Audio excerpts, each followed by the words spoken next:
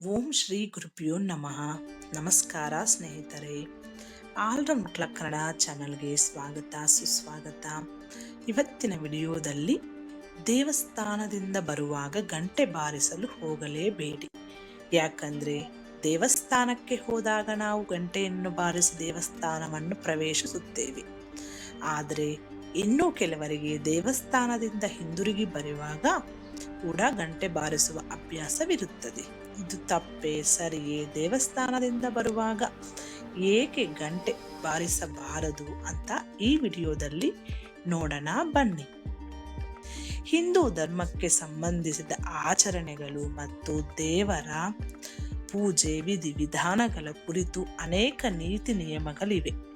ಅಂತಹ ನಿಯಮಗಳಲ್ಲಿ ನಾವು ಕೆಲವೊಂದನ್ನು ಕಡ್ಡಾಯವಾಗಿ ಪಾಲಿಸಿದರೆ ಇನ್ನು ಕೆಲವೊಂದನ್ನು ಅಲ್ಲಗಳೆಯುತ್ತೇವೆ. ನಾವು ದೇವಸ್ಥಾನಗಳಿಗೆ ಭೇಟಿ ನೀಡಿದಾಗ ಗಂಟೆ ಬಾರಿಸುವ ಪದ್ಧತಿಯನ್ನು ಹುಟ್ಟಿನಿಂದಲೂ ಅನುಸರಿಸಿಕೊಂಡು ಬಂದಿದ್ದೇವೆ.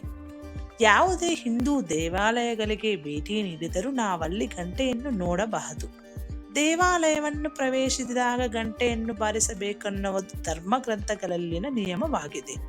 ಆದರೆ ದೇವಸ್ಥಾನದಿಂದ ಹಿಂದಿರುಗಿ ಬರುವಾಗ ಗಂಟೆಯನ್ನು ಬಾರಿಸುವುದು ಸೂಕ್ತವಲ್ಲ.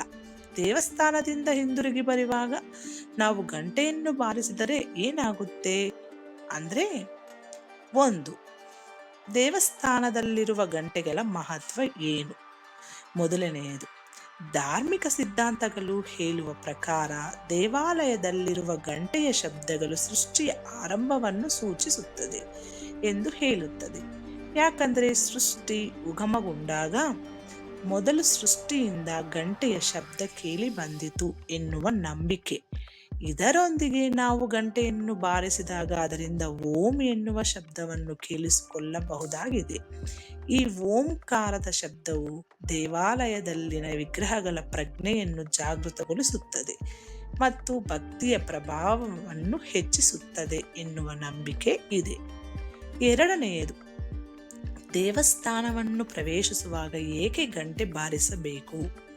ಪುರಾಣಗಳ ಪ್ರಕಾರ ಶಂಖ, ಗಂಟೆ ಮತ್ತು ಜಾಗಟೆಯ ಸ್ವರ್ಗೀಯ ಶಬ್ದವು ಮನುಷ್ಯನ ದೇಹದಿಂದ ಎಲ್ಲ ಕೆಟ್ಟ ಮತ್ತು ನಕಾರಾತ್ಮಕ ಆಲೋಚನೆಗಳನ್ನು ಹೊರಹಾಕುತ್ತದೆ ಎಂದು ಹೇಳಲಾಗಿದೆ.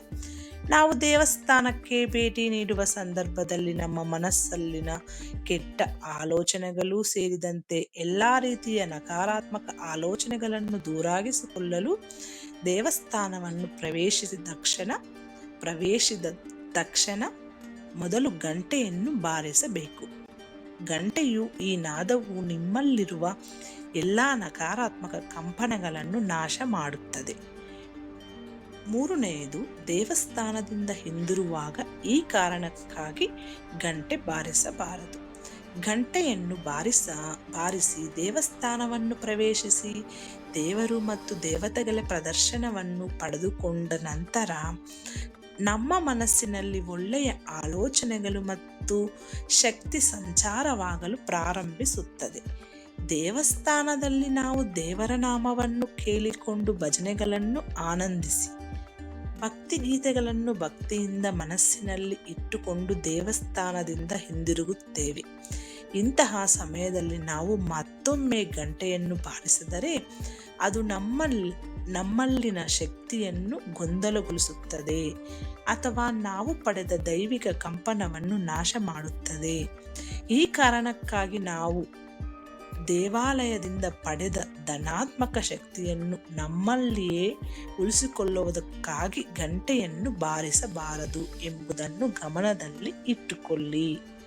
ನಾಲ್ಕನೆಯದು, ಗಂಟೆಯ ಪ್ರಾಮುಖ್ಯತೆ. ಸನಾತನ ಧರ್ಮದಲ್ಲಿ ಪುರಾತನ ಕಾಲದಿಂದಲೂ ದೇವರ ಪೂಜೆಗೆ ಹೆಚ್ಚಿನ ಪ್ರಾಮುಖ್ಯತೆಯನ್ನು ನೀಡಿಕೊಂಡು ಬರಲಾಗಿದೆ. ಧಾರ್ಮಿಕ ನಂಬಿಕೆಗಳ ಪ್ರಕಾರ ನಾವು ದೇವಾಲಯವನ್ನು ಪ್ರವೇಶಿಸಿದಾಗ ಗಂಟೆಯನ್ನು ಬಾರಿಸುತ್ತೇವೆ. ಗಂಟೆ ಬಾರಿಸುವುದು ನಮ್ಮ ದೇಹದಲ್ಲಿನ ಎಲ್ಲ ಕೆಟ್ಟ ಶಕ್ತಿಯನ್ನು ಹೊರಹಾಕುತ್ತದೆ ಮತ್ತು ಏಕಕಾಲದಲ್ಲಿ ಎಲ್ಲರಿಗೂ ಸಂತೋಷ ಮತ್ತು ಸಂಪತ್ತಿನ ಬಾಗಿಲನ್ನು ತೆರೆಯುತ್ತದೆ ಎಂದು ಹೇಳಲಾಗುತ್ತದೆ. ಗಂಟೆಯ ಶಬ್ದವನ್ನು ದೇವರು ಆನಂದಿಸುತ್ತಾನೆ ಎಂದು ಸಹ ಹೇಳಲಾಗಿದೆ. ಗಂಟೆಯನ್ನು ಬಾರಿಸುವ ಮೂಲಕ ಆರಾಧಕರು ದೇವಾಲಯವನ್ನು ಪ್ರವೇಶಿಸಲು ದೇವರಿಗೆ ಅನುಮತಿ ಕೇಳುತ್ತಾರೆ.